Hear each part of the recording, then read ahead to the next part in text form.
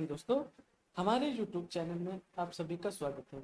हमने पिछले वीडियो में बात की थी औद्योगिक क्षेत्र में हमने औद्योगिक नीति बात की थी। औद्योगिक नीति 1948-1956 वहां तक हमने बात की थी। आज के वीडियो में हम बात करने वाले हैं औद्योगिक नीति 1991। आइए देखते हैं क्या होता है औद्योगिक नीति 1991 में क्या क्या हुआ। औद्योगिक उपलब्धियों को मजबूती प्रदान करने पर अंतर्राष्ट्रीय स्तर पर भारतीय उद्योगों को प्रतिस्पर्धा बनाने की प्रक्रिया में तेजी लाने के लिए भारत सरकार द्वारा 24 जुलाई 1991 को नई औद्योगिक नीति की घोषणा संसद में पीवी नरसिम्हा राव द्वारा की गई थी। उस समय डॉक्टर मनमोहन सिंह वित्त मंत्री थे। जो औद्योगिक नीति 1991 की थी, तो उस समय के प्रधानमंत्री पीवी नरसिम्हा राव थे और उस समय वित्त मंत्री डॉक्टर मनमोहन सिंह थे 1991 में। तो ये मजबूती प्रदान करने पर अंतरराष्ट्रीय भारतीय उद्योगों को प्रतिस्पर्धा बनाने की तेजी लाने की प्रक्रिया जारी रही। कौन सी औद्योगिक उपलब्धियों को मजबूती बनाने के लिए। फिर नई औद्योगिक नीति 1991 के मुख्य उद्देश्य भारतीय औद्योगिक अर्थव्यवस्था को नौकरशाही नियंत्रण से मुक्त करना, भारतीय अर्थव्यवस्था में उदारीकरण प्रारंभ करना तथा प्रत्यक्ष विदेशी निवेश पर लगे हुए प्रतिबंधों को हटाना था। क्या था?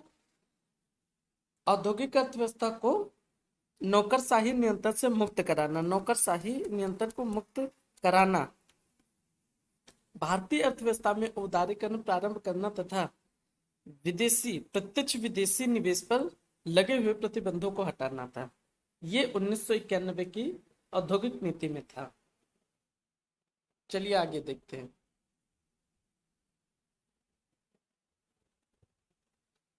औद्योगिक नीति 1991 में एलपीजी की नीति को अपनाया गया, जो निम्नवत है।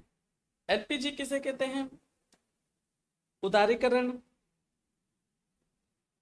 निजीकरण और वैश्वीकरण का तीनों नियोजन होता है, उसे हम एलपीजी कहते हैं। उदारीकरण, आर्थिक उदारीकरण से आशय आर्थिक नीतियों की कठोरता को कम करते हुए उसे उदार बनाना है। कठोरता को कम करते हुए उसे उदार बनाना है। इसका उद्देश्य आर्थिक गतिविधियों में सरकार और राज्य की भूमिका को सीमित करते हुए निजी क्षेत्र और बाजार कारणों की भूमिका को विस्तार कर दिया जाना है। ये ये उदारीकरण है।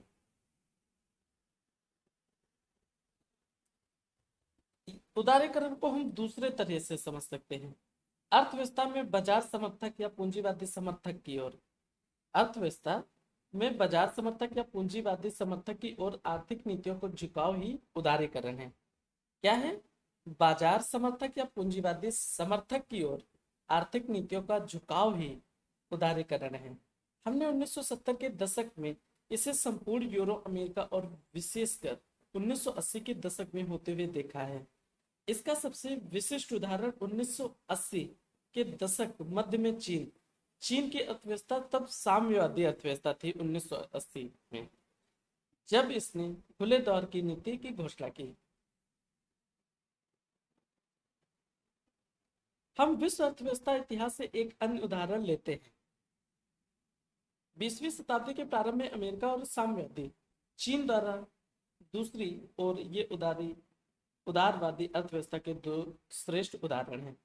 चीन उदारवादी अर्थव्यवस्था का श्रेष्ठ उदाहरण है। अमेरिका दक्षिण ध्रुव पर और चीन उत्तरी ध्रुव पर है। अमेरिका है दक्षिणी ध्रुव पर और चीन है उत्तरी ध्रुव पर। इसलिए दक्षिण की ओर कोई भी नीति उदारीकरण है, दक्षिण से उत्तर की ओर कोई भी नीति गैर उदारीकरण है। नीति उदारीकरण कब हुए? दक्षिण की ओर कोई भी नीति उदारीकरण है, दक्षिण से उत्तर की ओर ये मान लो दक्षिण हो गया।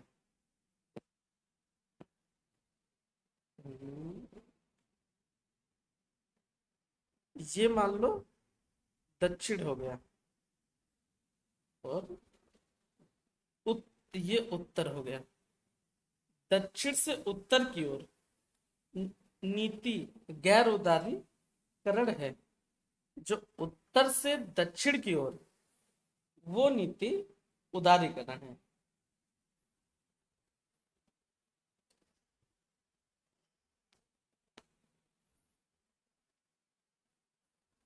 फिर हम देखेंगे निजीकरण।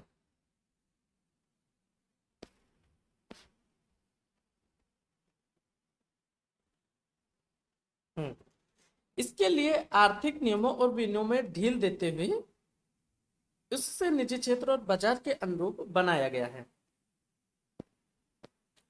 अब हम बात करेंगे निजीकरण।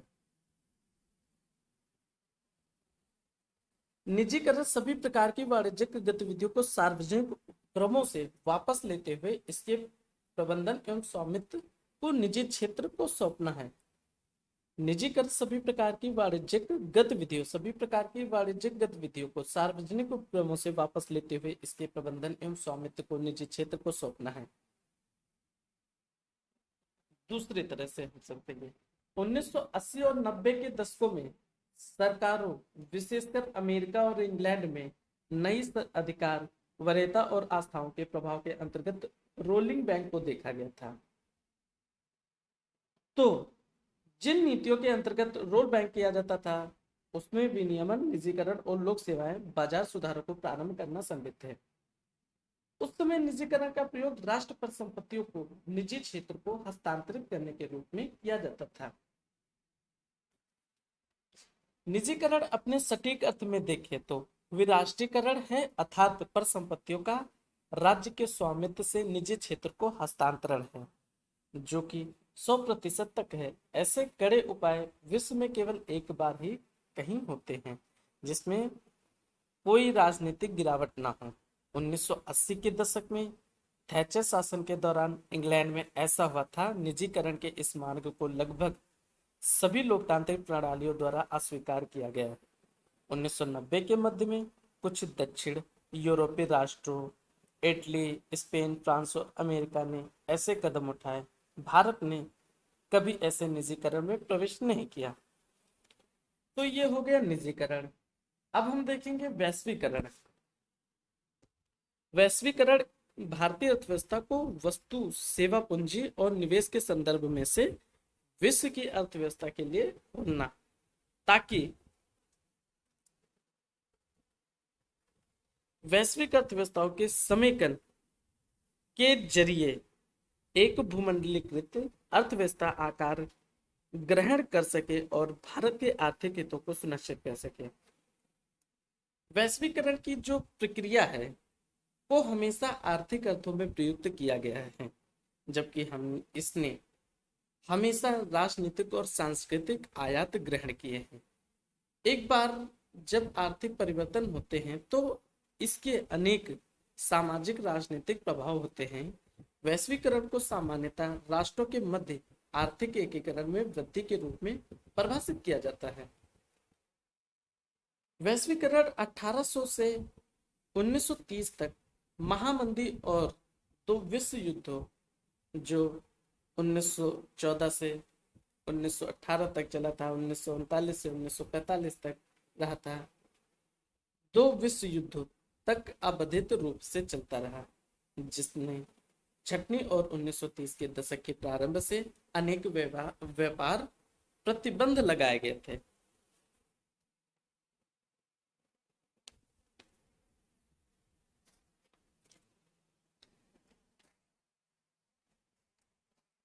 फिर हम दूसरा देखते हैं, किसी ओईसीडी कंपनी द्वारा अपनी उत्पत्ति के देश के बाहर अपने लाभ हेतु क्रॉस बॉर्डर निवेश वैश्वीकरण है।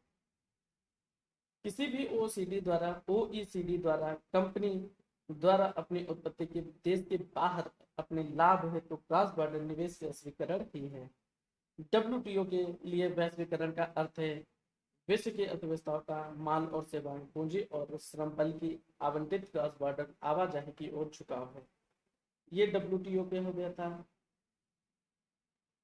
चलिए आगे देखते हैं। नई औद्योगिक नीति। नई औद्योगिक नीति अर्थात एलपीजी की प्रक्रिया को अपनाने के बाद केवल 18 प्रमुख उद्योगों को छोड़कर अन्य सभी उद्योगों को लाइसेंस से मुक्त कर दिया गया।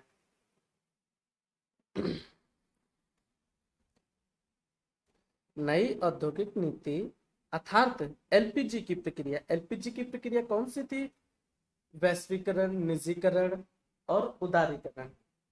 ये एक एलपीजी की प्रक्रिया थी को अपनाने के बाद केवल 18 प्रमुख उद्योगों को छोड़कर अन्य सभी उद्योगों को लाइसेंस से मुक्त कर दिया, किंतु वर्तमान में केवल 5 हैं उद्योग ऐसे हैं जिनके लाइसेंस की आवश्यकता को अनिवार्य किया गया है, जो निम्न होते हैं। वो कौन पांच पांच पांच हो गए? अल्कोहल युक्त अल्कोहल युक्त पेय पदार्थ। अल्कोहल युक्त पेय पदार्थ। दूसरा है तंबाकू एवं इससे निर्मित सिगार एवं सिगरेट, इलेक्ट्रॉनिक, एरोस्पेस व रक्षा उपकरण, दिया सलाई सहित औद्योगिक विस्फोटक पदार्थ, खतरनाक रासायनिक। ये जो तंबाकू एवं इससे निर्मित सिगार एवं सिगरेट, ये अलग हो गया। और ये इलेक्ट्रॉनिक, एरोस्पेस व रक्षा उपकरण, ये अलग हो गया। तभी तो हमने कहा था 5 है। वर्तमान में सार्वजनिक क्षेत्र के लिए केवल 2 उद्योग आरक्षित हैं या हैं।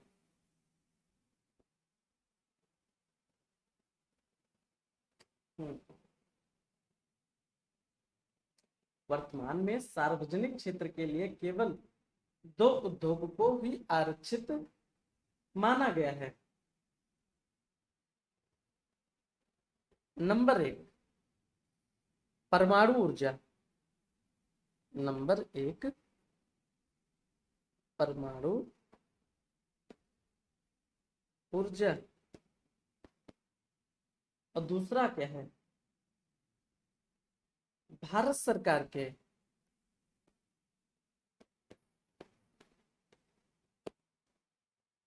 भारत सरकार के परमाणु ऊर्जा विभाग। भारत सरकार के परमाणु ऊर्जा विभाग द्वारा जारी अधिसूचना के अंतर्गत विशिष्ट उत्पाद, ये 2 हैं जो वर्तमान में सार्वजनिक क्षेत्र के केवल 2 उद्योग हैं। चलिए आगे देखते हैं। अब हम पढ़ेंगे महारत्न कंपनी। महारत्न कंपनी 30 सितंबर 2015 के अनुसार कंपनियों को 7 महारत्न का दर्जा प्राप्त है। महारत्न जो कंपनी है 30 दिसंबर 2015 के अनुसार,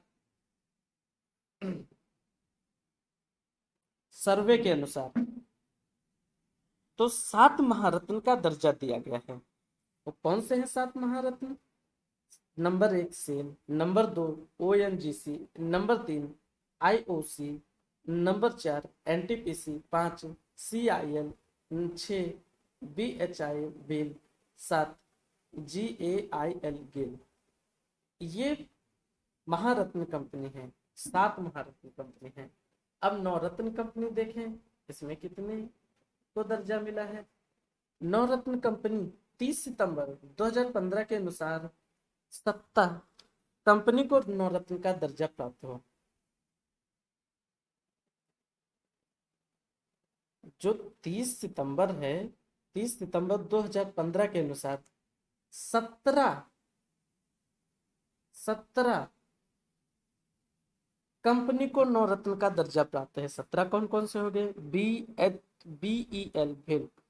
bell, BPCL, HPCL, MTNL, HAL, PGCIL, RECL, NDMC, NALCO, RINL, PFC, SCI,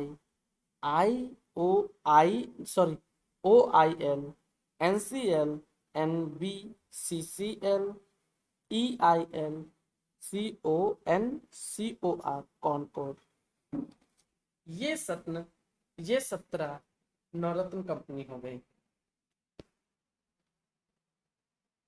note,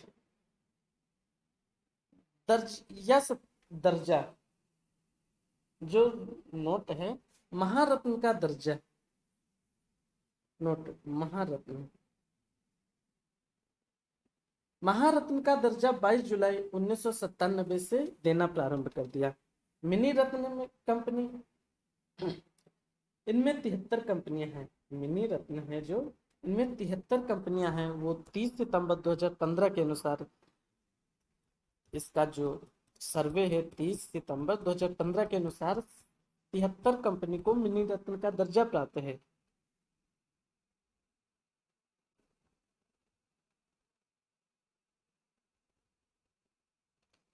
जिसमें से मिनी रत्न श्रेणी एक में 56 कंपनियां हैं और मिनी रत्न रेडी,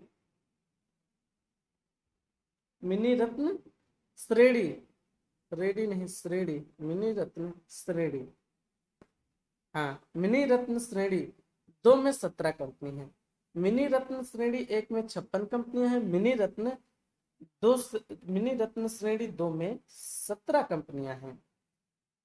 नोट, मिनी रत्न का दर्जा 8 अक्टूबर 1997 से देना प्रारंभ किया। मिनी रत्न का जो दर्जा है 8 अक्टूबर 1997 से देना प्रारंभ किया। वो 30 जुलाई, वो 30 सितंबर देना प्रारंभ किया। चलिए आगे बढ़ते हैं। बस इतना ही आज के वीडियो में। कल के वीडियो में हम बात करेंगे कुटीर एवं लघु उद्योग में अंतर, औद्योगिक विविधता, कुटीर उद्योग नहीं, औद्योगिक विविधता, इंडस्ट्रियल सिकनेस। फिर हम बात करेंगे छठी आर्थिक गणना, छठी आर्थिक गणना 2013 से 14 के अनुसार। आज के लिए बस इतना ही, धन्यवाद।